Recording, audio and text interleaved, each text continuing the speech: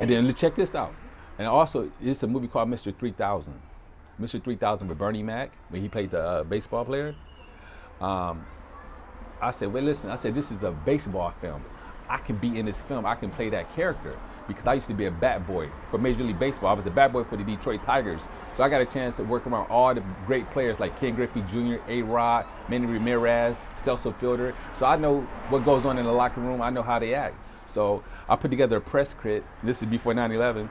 And I called Michael Eisner's office, who was the president of Disney at the time. I said, Michael, I talked to his assistant, and I said I used to be a bat boy for the Anaheim Angels, which I was a bad boy for the Anaheim Angels when they played against the Detroit Tigers.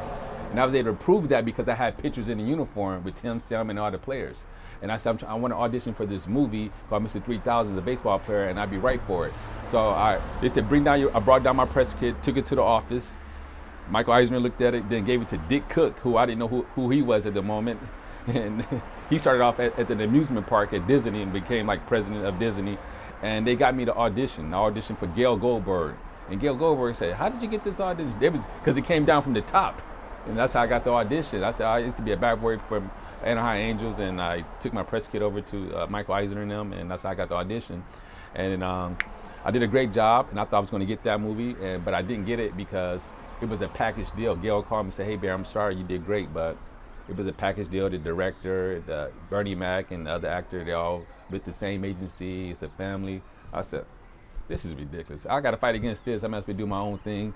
And then once you start doing your own thing, then people start coming after you to do their projects. How do you get through to Michael Eisner on the phone? What tips do you have? I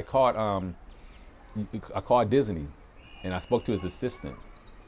And I said, this is Baron Littleton. I used to be a bad boy for the Anaheim Angels, and I want to audition for the movie Mr. 3000 baseball movie. And she said, all right, just bring your press kit down. I brought my press kit down and gave it to her, and she gave it to Michael Eisner, who then gave it to Dick Cook. Wow.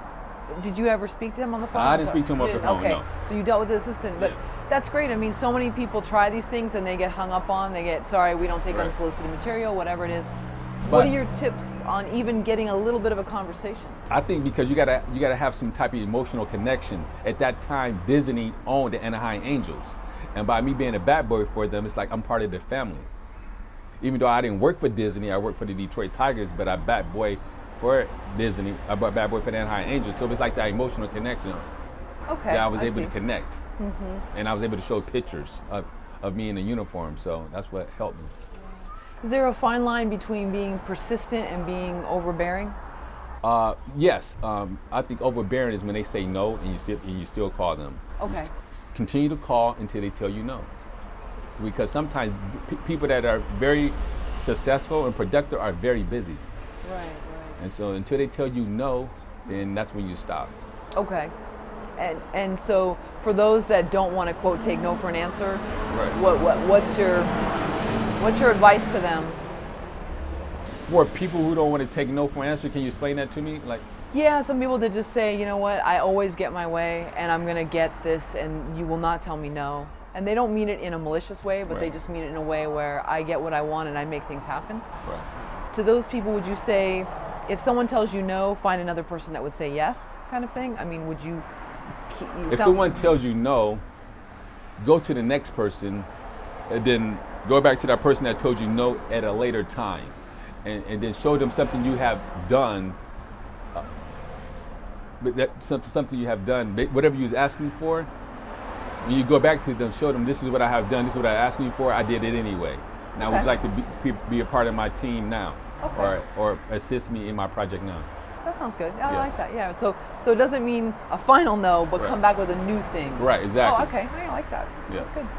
Because I have a lady right now who's very successful, who wants to invest in me and help me, and sometimes I send her an email, I don't hear anything.